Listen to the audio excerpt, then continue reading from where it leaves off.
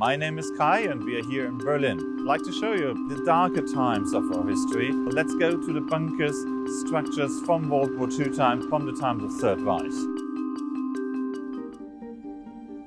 So now we are a few kilometers outside of the city and we are here at the former secret command post for the Oberkommando des Heeres, for the German army during the World War II.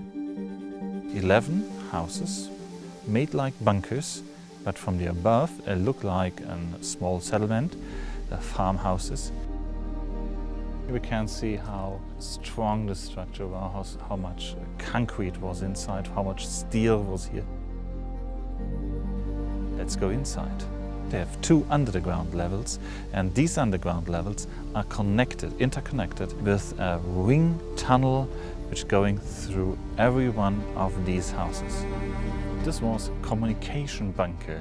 This bunker had always the top technology of its time. It is a communication relay for up to 10,000 landline telephones. It was destroyed after the war, but then since the middle of the 1950s, the Soviets started to use that again. What we see here is results or remains of the Soviet occupation. And it's so huge, it's so big, that you can get lost in here.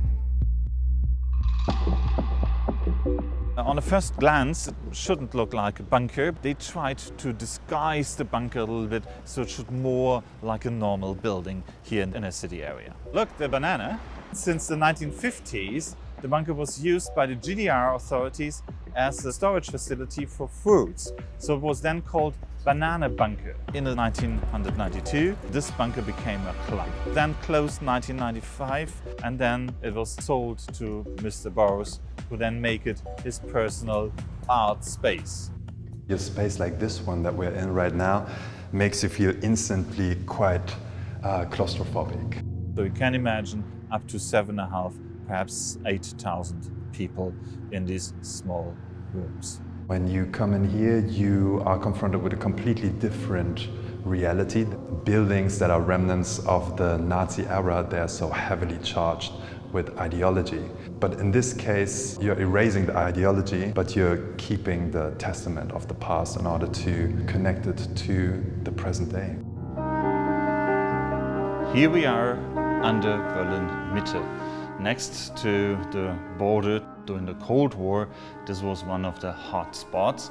But let's go back in history. Before World War I, the AEG, one of the biggest electric companies in Berlin, wanted to build their own underground line. They unfortunately had to stop the project because of World War I. In the 1940-41, a part of the tunnel was reconstructed as a shelter with small rooms as a mother and children bunker. What we see here is one of the small chambers of this bunker for 1, 2, 3 families, depending on how many kids they have. There is a passing through this wall. It sounds like an U-Bahn, an underground.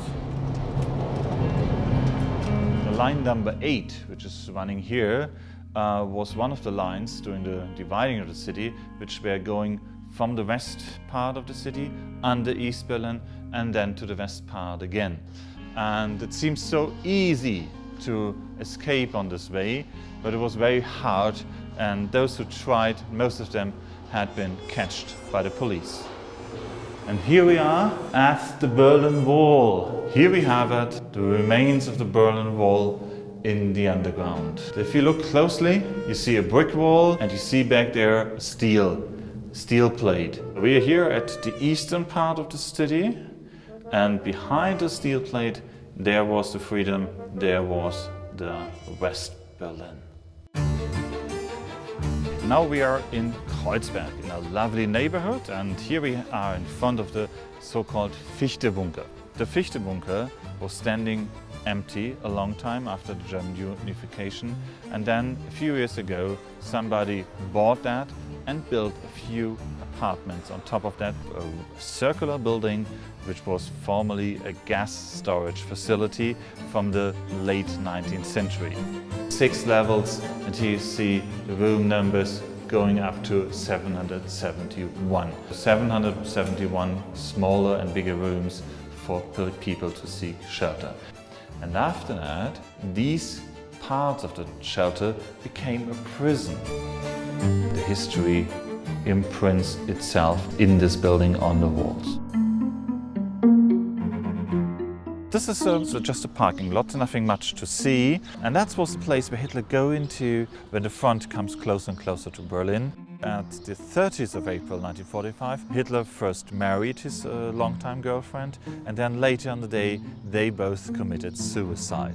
Here is the place where the World War II ends.